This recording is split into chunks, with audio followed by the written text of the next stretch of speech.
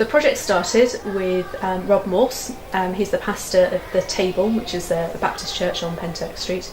And he had a memorial board. He's been renovating the church, working really, really hard on it, and had come across the memorial board around the pulpit, and had it renovated and restored.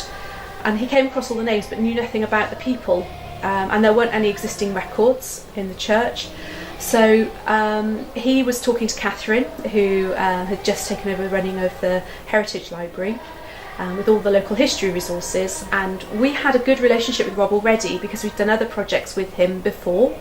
So it just sort of came that the three of us, all very enthusiastic, wanted to see, okay, is there a way that we can get children to use the library and to get to know about a library is more than just books, that there are lots of other things there for them to do.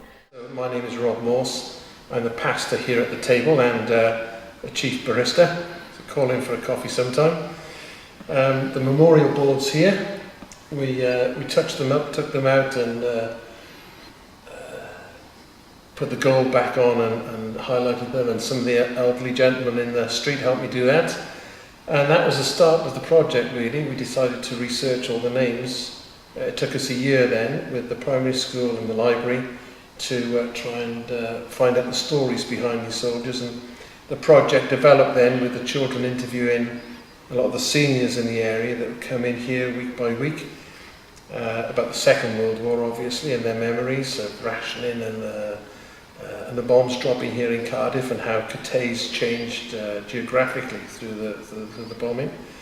And then at the library, a lot of research went on, and they wrote up their stories, their research in poems and pictures, and recorded them. Today, of course, they turned the whole school into a 1918 school, and the suffragette march over to the library, where the exhibition of the children's work, based on the names of these men who gave their lives in the First World War, will be there for a couple of weeks.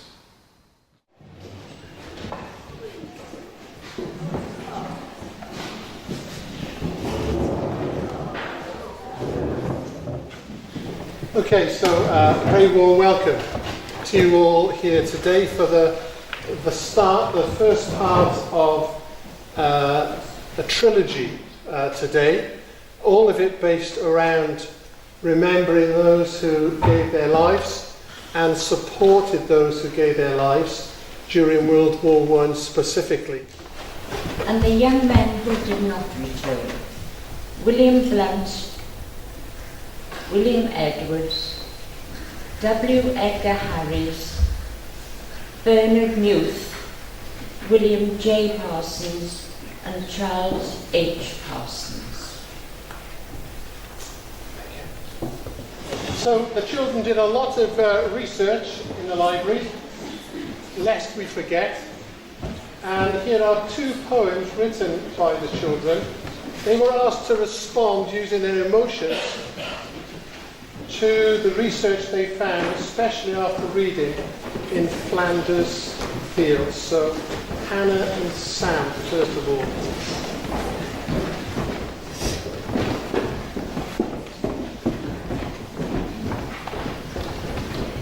Imagine it then, imagine it now. The trees were crackling, keeping the graves alive. Some fought, some stayed, but some of them died. Marching through the trenches, one by one, with green armour prepared and strong. Broken helmets littered around the muddy yard. The destruction spread like a disease so hard. Splats and splutters of terrible sights. Flowers trying to grow, night by night. Was their choice right? Did they think before? Did they regret it? Why were they so sure? Even though it was going on and on, the birds kept singing their wonderful song. As the end drew near, the soldiers had hope. They fought for us because they had to cope.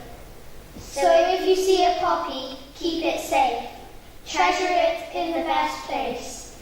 Go tell your family in a haste, so they can feel how the air would taste. We should remember them. Let it sink in.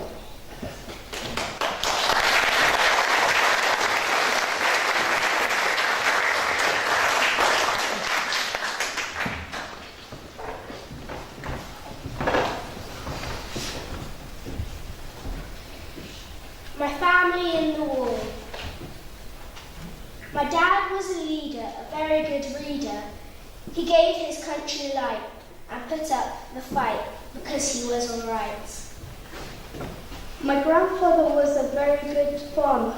His son, he made sure was a calmer, but while he was alive, he gave everyone life. My mum was amazing, very good at saving. She was a doctor helping in the war.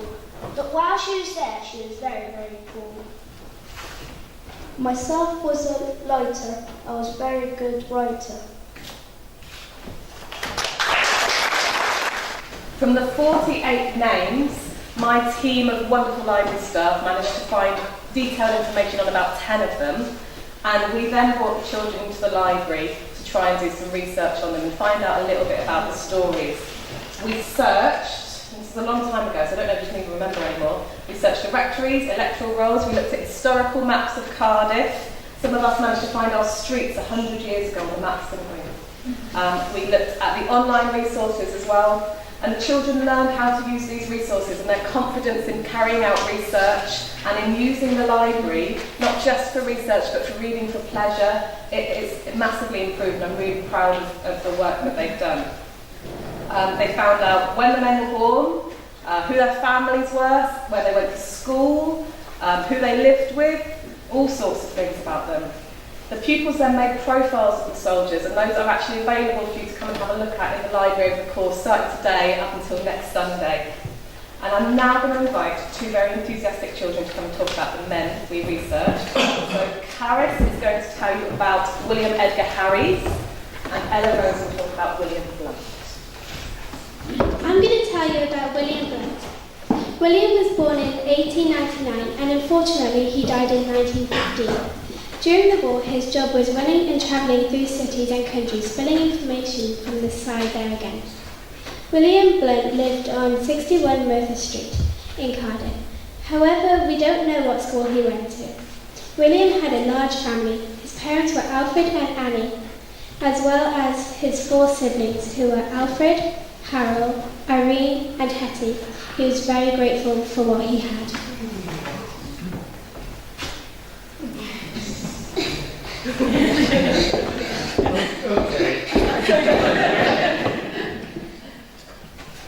Here I have some facts about William Edgar Harris's life. William was born on 26th of June 1896. He sadly passed away in World War I on 18th of January 1918. The school he went to was Gladstone, which is quite close here. He lived on 130 Pierce Road in 1901 and Mudfield Road in 1911. William lived with his parents named William Henry, and his mum was Margaret Ann, his grandmother Sarah Barman, and his uncle Albert James Beaumont. During the war, William went around on a bike in France sending messages on the front line. He got shot and that's how he died.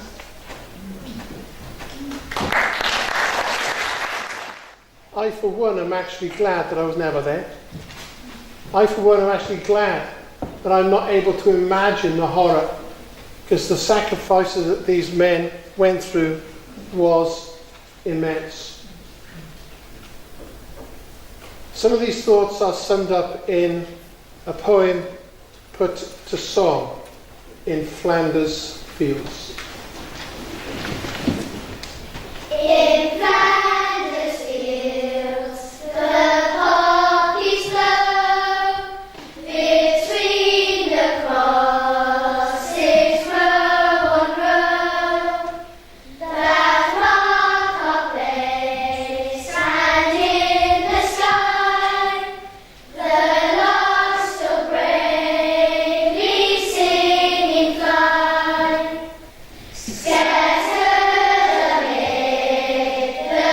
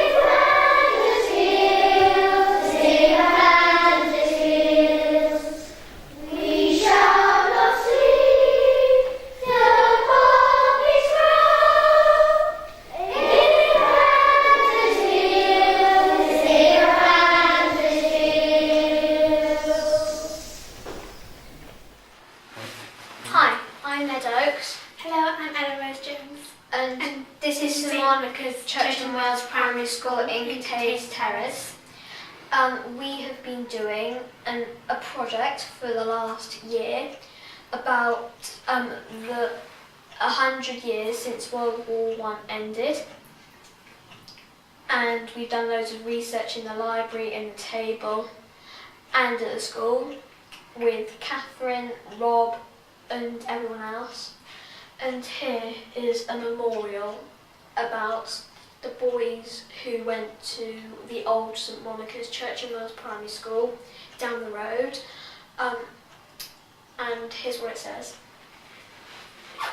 In grateful memory of St Monica's boys who gave their lives in the Great War, 1914 to 1918.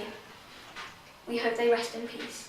What's been really exciting for the children is that sort of dawning realisation that, okay, we're researching these people, but actually sometimes there isn't very much information, but you're looking in lots of different sources. But actually from today, we are making our own source of evidence that somebody in the future could look back on. So there is even more information that a child in 10, 20, 50, 100 years will go, oh, okay, so people did all these commemorations at the end of World War I.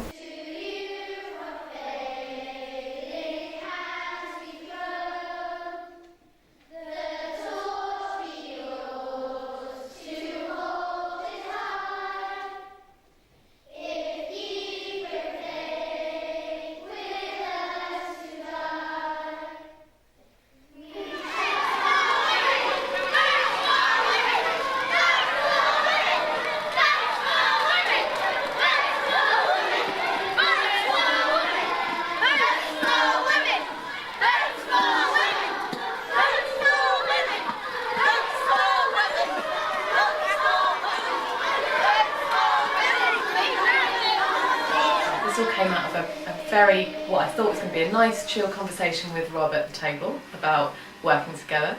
And a year later we find ourselves having done research on the names of the 48 men who are listed on the memorial, working for over a year with these they were year 5s when I met them, now year 6s.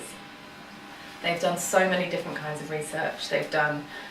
They've worked with books, they've worked with photographs, they've looked at maps. Some of them have found their own houses on maps from 100 years ago. We've looked at who lived in those houses 100 years ago, and then we've also looked at these soldiers and found out a little bit about their lives, about where they lived, who they were, who they lived with.